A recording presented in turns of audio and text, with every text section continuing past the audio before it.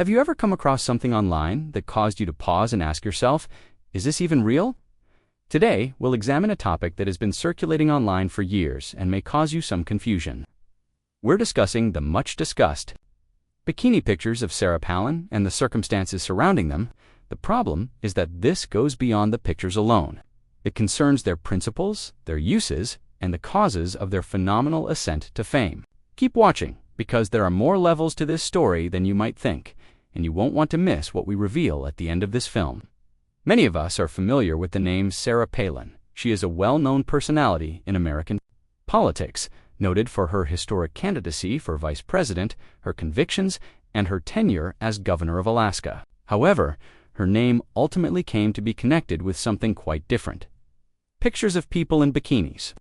You're not alone, though, if you're curious about how a well-known person got involved in a bikini controversy. There are equally strange, contentious, and thought-provoking aspects to this story. I promise that by the end, you will understand why this topic is important to talk about. So, where did it all begin?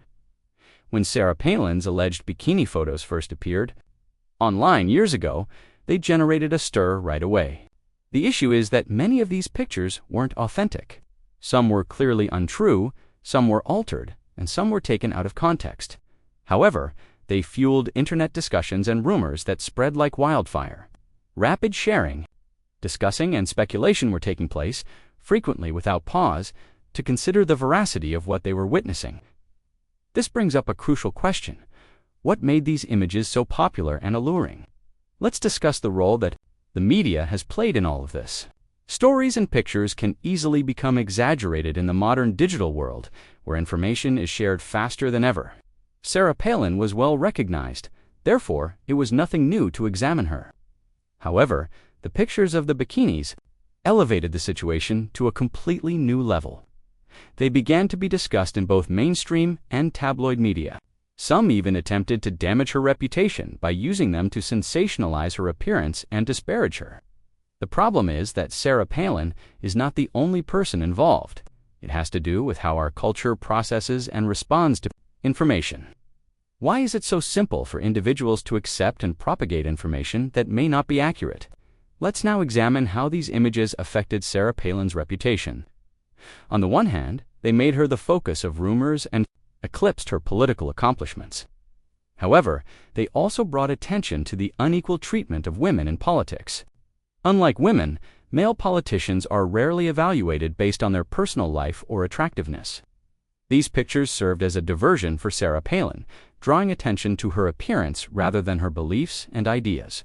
It serves as a reminder of how easily public opinion can be influenced and how challenging it is to get your story back after it has been stolen. Let's first zoom out and see the wider picture. Though it's not only about bikini pictures and Sarah Palin, it has to do with how we engage with the media, how we evaluate public personalities, and how we use the internet to get news.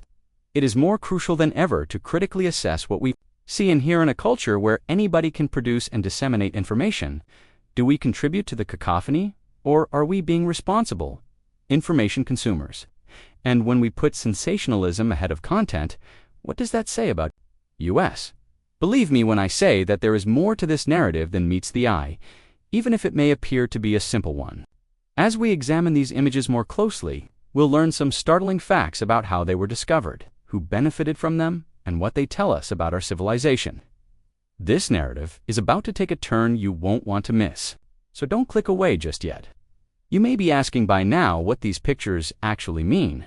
Even worse, a lot of them were a part of a bigger attempt to undermine Sarah Palin and divert attention away from her political objectives. It's difficult to dispute that these images were used to discredit Hillary, regardless of your personal opinion of her, and you ought to consider that. How frequently do we unintentionally let ourselves become sidetracked?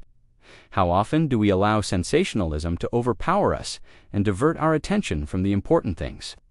Remember to give this video a thumbs up and forward it to someone you think might find it interesting if you thought it was thought-provoking.